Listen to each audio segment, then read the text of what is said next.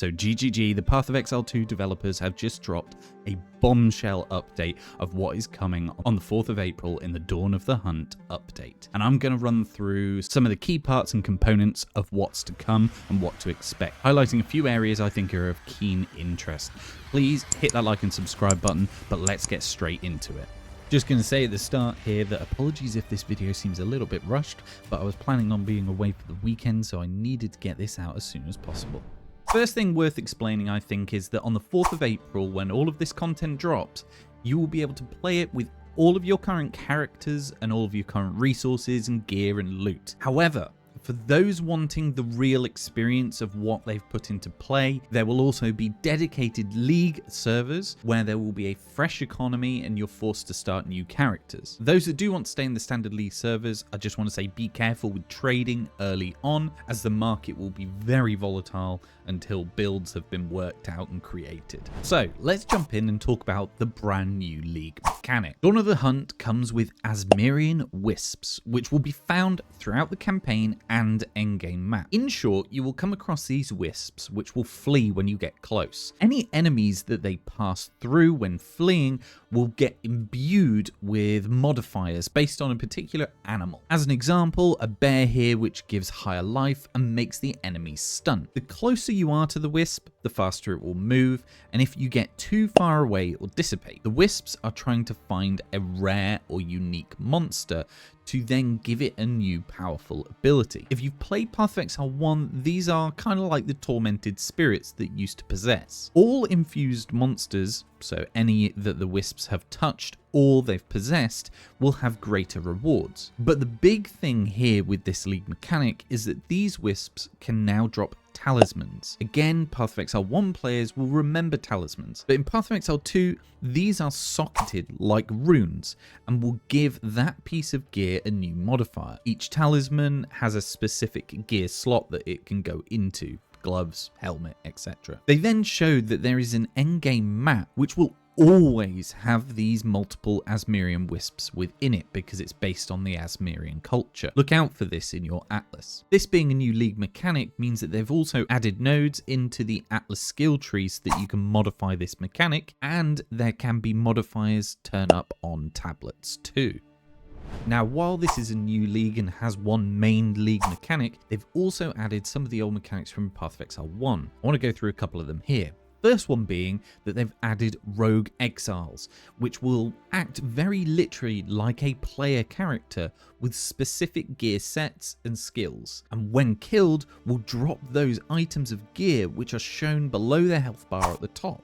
So if you do die though, that chance is gone as they will extract from the map. These will be such unique fights and feel like even better bosses in my opinion. They'll be able to dodge and use tactics just like you. I'm interested to see how good the AI really is with these Rogue Exiles, but I love the fact that these are going to be unique challenges you come across. Another mechanic that they've added in is unique Strongboxes. I think these will be particularly rare to come across, however they showcased a couple of these here. There are only 4 in total. Ogham's Legacy is like a wave-based mechanic, where there will be a particular enemy that will spawn from that strongbox. However, it will die and then resurrect, stronger each time, and they showcased it here. Another was Ixchel's Torment, which contains a unique item that's already corrupted with a specific fix.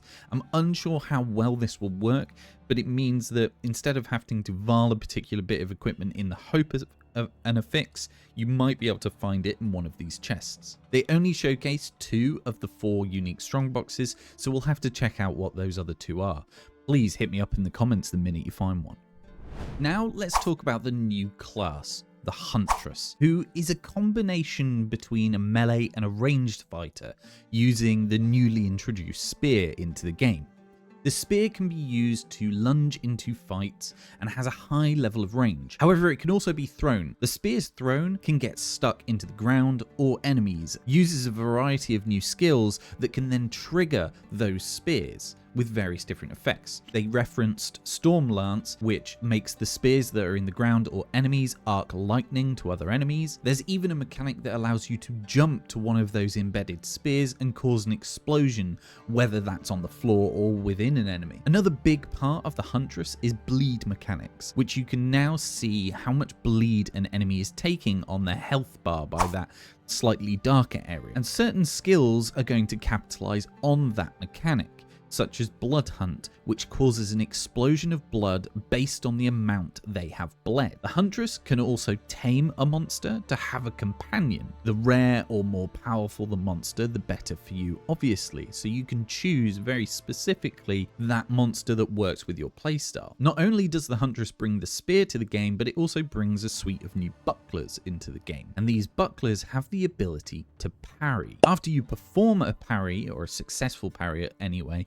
you can inflict a higher amount of damage upon that enemy. It's kind of revealing a weak spot, if you like. But also certain skills will kind of play on this parry mechanic on the enemies that have been parried. I'm interested to see how useful this will be in the end game, as I wouldn't have thought that it would be of that much use, but we are yet to see just how well it will be integrated with the various skills. You can see it will work very well in the early game when you're a bit more squishy, let's say, but I think in the later stages of the game, when you're clearing the whole screen in a few hits, I don't see the parry being that useful. They have said though that there will be 22 new skills just for the Huntress, so I imagine this has been fairly well thought out, and I trust that GGG will have done it some justice. Now let's move on to talk about the new Ascendancies. Initially, the Huntress will start with 2.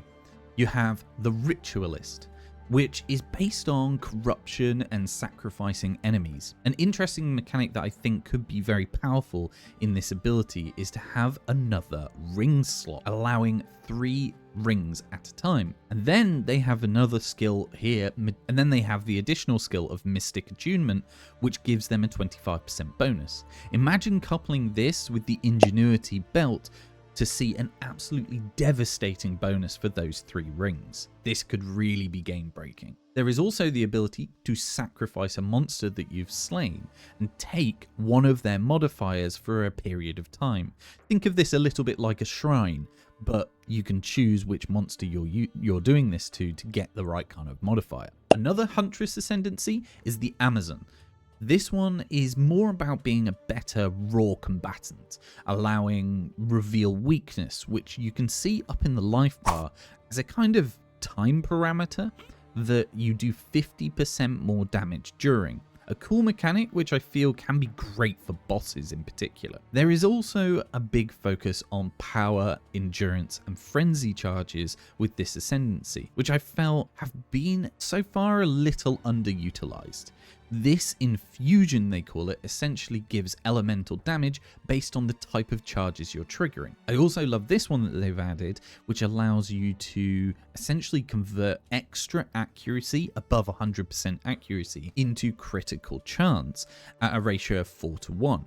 Meaning you get a quarter of anything above 100% as critical chance. I can see that this one could be stacked in a brilliant way. Next, they show this Ascendancy point, which allows elemental damage to be leached as life, and another that makes your flasks become hybrid flasks between life and mana. I'm not sure how useful this one's going to be, but I'm interested to see it. Outside of the Huntress, they've added a new Ascendancy to 3 other classes: the Warrior, Mercenary, and Witch. The Warriors is the Smith of Katava, focusing on augmenting weapons and armor. The first point seemed quite minor, which allows you to imbue fire upon your weapon for the coming combat, but this second one, Manifest Weapon, will bring Animate Weapon back to Path of Exile, a popular skill from Path of Exile 1. This creates a copy of your weapon to fight alongside you. If you're using a big two-hander, this can be very powerful. But the major interesting one with this Ascendancy is at the bottom here, where you can see above this semicircle there is 1 Ascendancy point you need to put in. What this does is makes it so you can only wear a normal piece of armor with no modifiers. Doesn't sound that good, but you can then use your remaining 7 Ascendancy points to spread them on this semicircle of points, which adds affixes or modifiers to the armor you're wearing. It doesn't show every point and what each of them does, but what it does show is you could have 75% fire, cold, and lightning resist on your chest armor for just 3 of the points, which is huge. I can see this having some interesting combinations. Next is the mercenary, who has the new tactician class, which has a lot of crowd control style effects, such as suppressing fire, which will make all projectiles you use pin enemies, which, if you combine with right where we want them, will prevent them from also taking any actions, not just moving. I think this could be huge when coupled with particular explosive style attacks that you can really crowd clear. You can also use a skill to place multiple banners at once and share a portion of your weapon damage with your allies. This is essentially a great multiplayer ascendancy, which I think we want to try out. Plus, he has the ability to call down an arrow airstrike from his off-screen archers. Interesting, but unsure how useful this will be. A lot of these ascendancies, you'll notice, have these skills listed. Therefore, you should be able to put support gems into these skills in the skills window. It might make this arrow airstrike a bit more interesting. And the last ascendancy they added was for the witch, the new Lich ascendancy, which uses chaos and curse and sacrificing your own life to give you more energy shield. Plus, it has this interesting socket power, where you can place a jewel to act as your soul, and all the modifiers on that jewel will be doubled. Unfortunately, you can't place uniques in it, but I can see why. This makes some jewels worth crazy currency. However, you will have to stack your energy shield, because if it hits 0, the mana cost of all your skills will increase by 50%. A small price to pay though, I feel. Then she has a couple of skills that add massive chaos damage for you and your allies, as well as having enemies affected by chaos explode, dealing a quarter of their life pool as damage, which is huge. Another big one here allows you to have an additional curse, plus makes all your curses work on hexproof enemies. I can see some absolutely crazy chaos damage builds being built with this class. I'm really interested to see how some of the skills kind of play into this. And on the subject of skills, let's move into that section. They said that they've added 25 new skills, which, if this includes the 22 from the Huntress, I actually think might be a little low. However, you must remember that any class can use those skills from the Huntress as well, within reason, depending on the weapon you're using. So we shall see how much crossover there really is. But they showcased a couple of key skills here, and the first one is huge.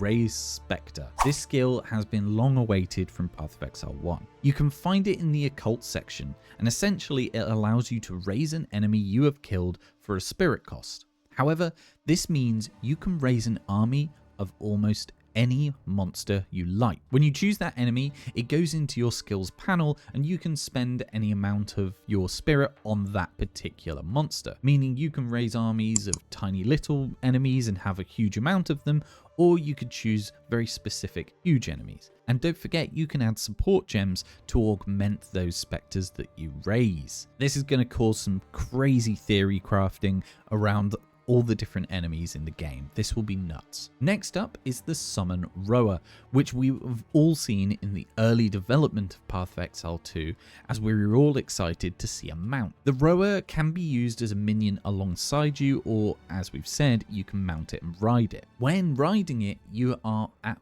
full speed movement, even while firing projectiles. This will be amazing, particularly for map clearing. The only downfall is if the rower is killed, you stagger and fall, meaning you'll get splatted pretty fast. These were the only 2 skills they showcased outside those we saw during the Huntress showcase and the ones mentioned in various Ascendancies. So I think there could be some hidden gems here, unintended.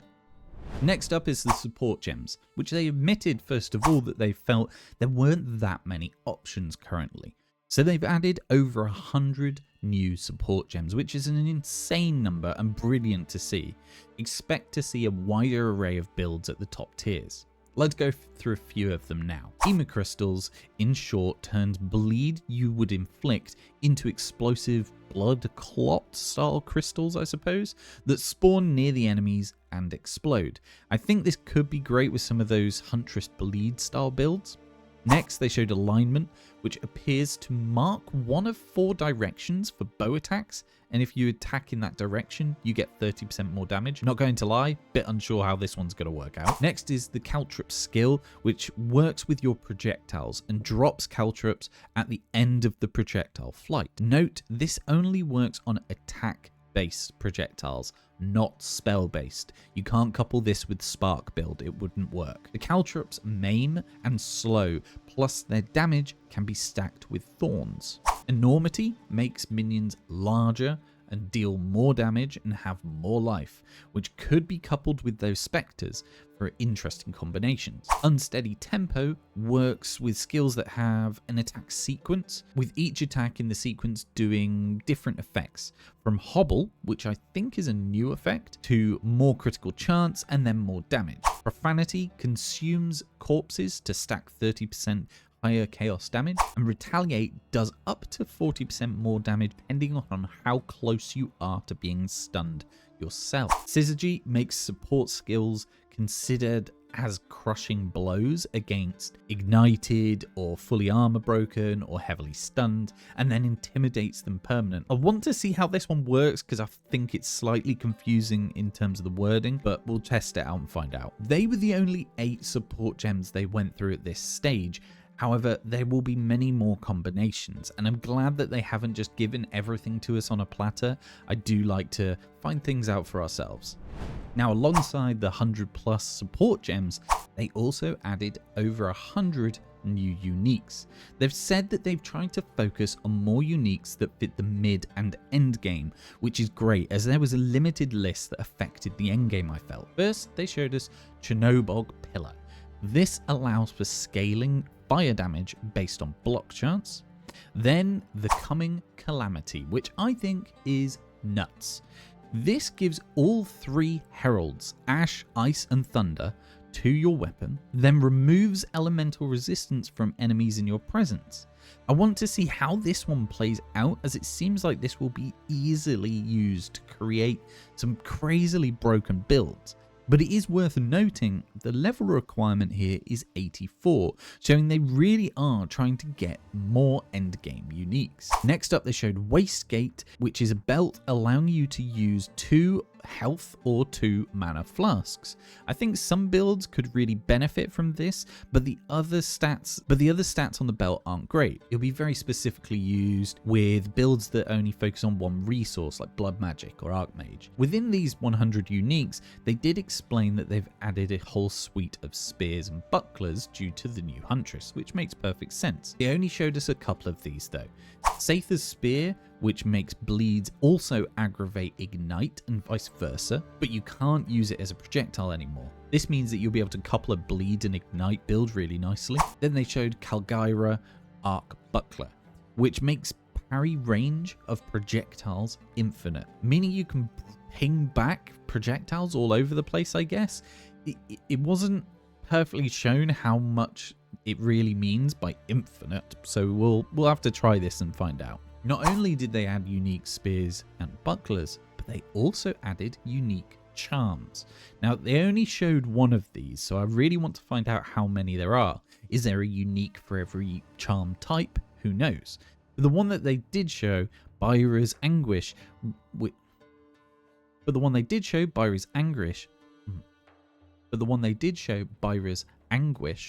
will ignite enemies in your presence for 25% of your max life as fire damage.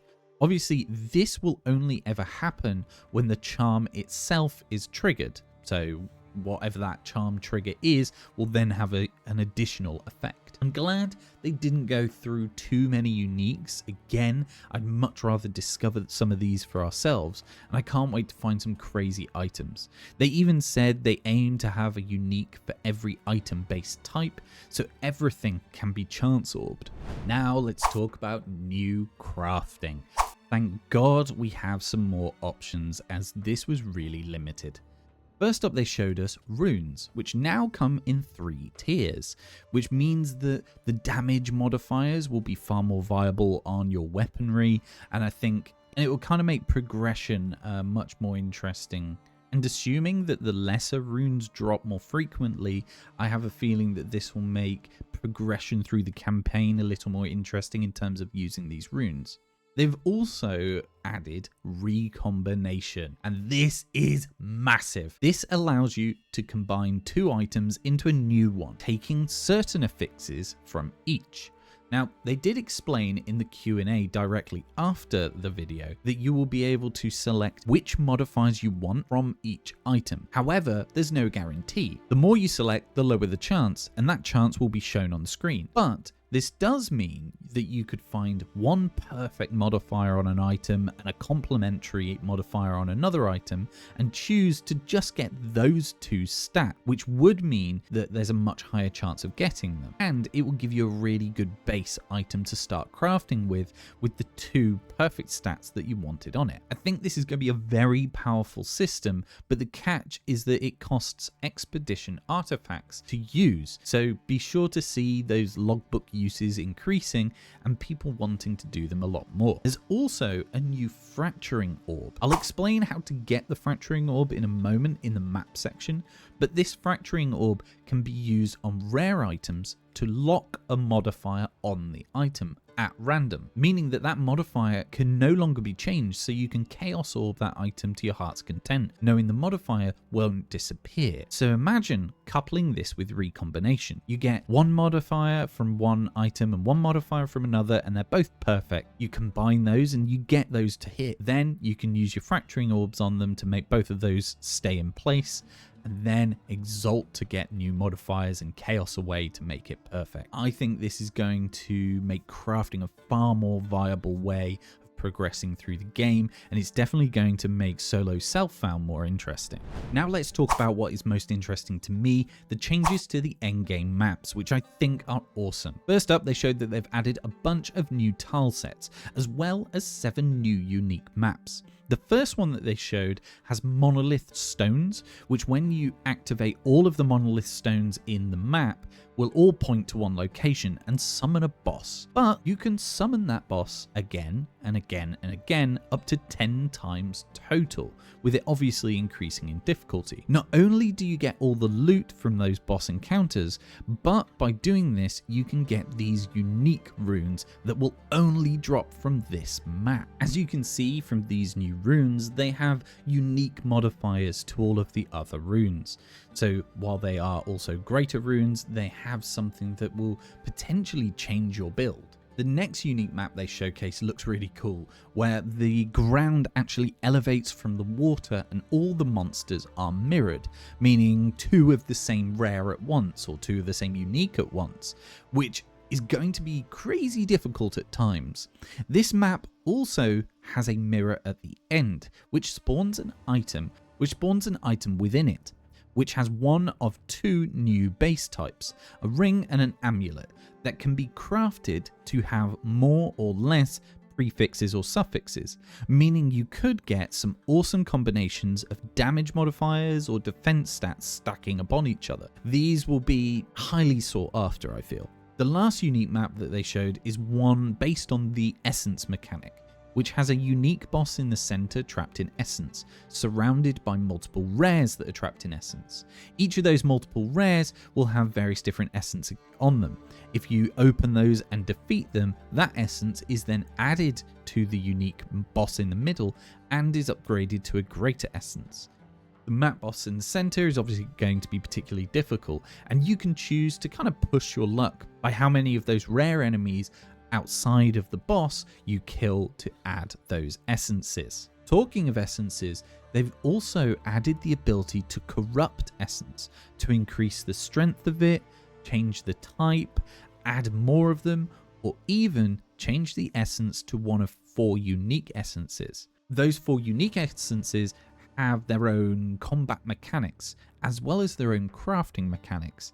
They showed one here that makes the corruption on this belt give it 2 enchantments. Now there is one key thing that I want to point out here, and I'll use this still frame for it. Look up in this top right hand corner and you can see that it lists map objectives. Now I spoke about this in my previous video about this patch, that they had mentioned different map objectives. I don't think any longer that you will need to kill all of the rare mobs to complete the map. I believe you'll also have to complete any of the map mechanics, because why would they be ticking off? They don't mention this in the video. Maybe it is in the Q&A and I've missed it somewhere, but I think this is an interesting thing to take note of.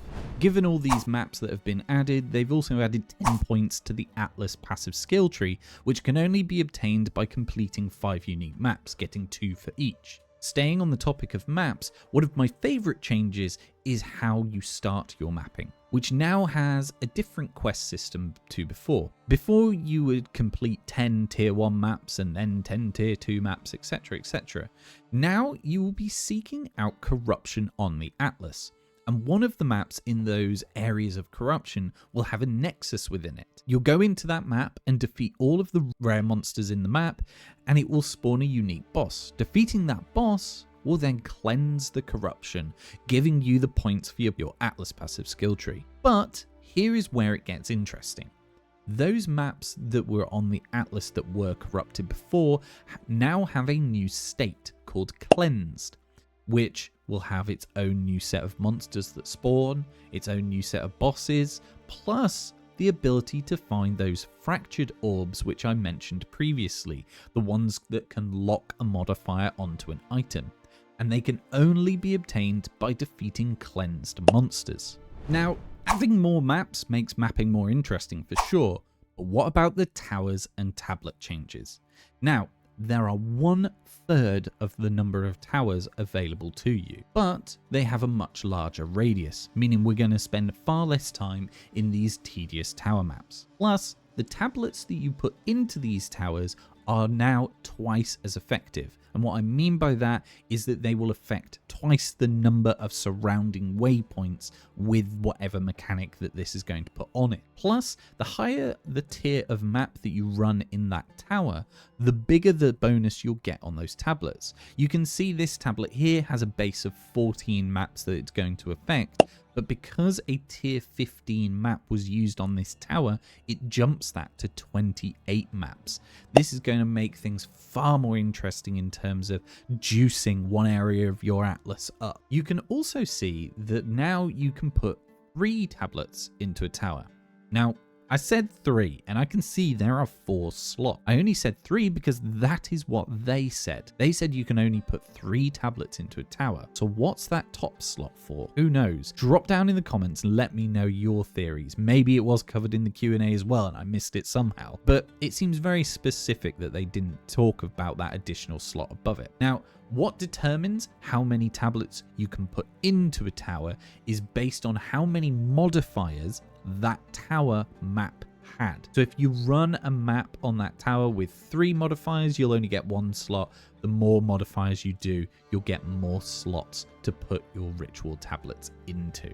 And talking of tablets, they also told us that they've added a bunch of unique tablets. They showcased one which gave you an awesome ability to put into a tower and allow you to use a waypoint on the Atlas that you're no longer connected to or have never been connected to.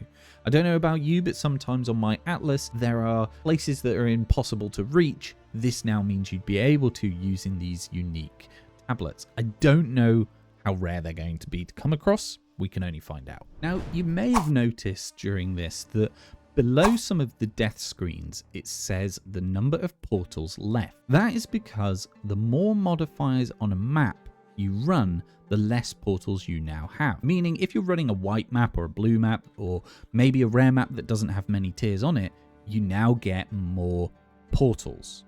Now, you always had 6 portals, but what I mean by this is if you die, you get to come back. So the more modifiers on a map, the less respawns you get. When you do portal back in, you carry on from where you left off as well.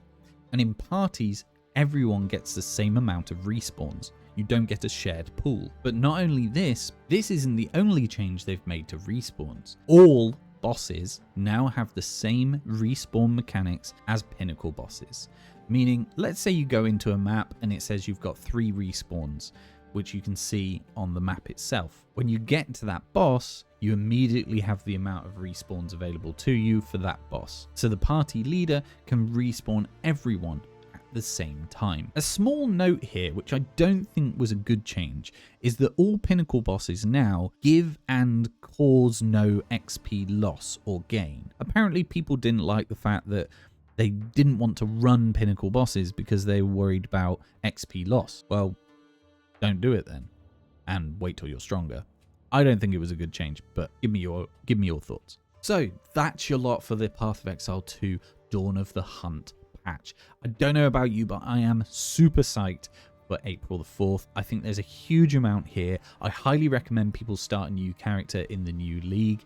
And I'm sorry, I know this was a huge amount to go through, and I've tried to shorten it as much as I can to keep the video to the key things, and there is a lot to come. Please, if you enjoyed the content, hit that like and subscribe button. I'm so close to 1,000 subscribers. It'd be very much appreciated. If you want more Path of Exile 2 and roguelike content, check out my most recent video on the roguelike demos that you guys suggested and wanted me to play.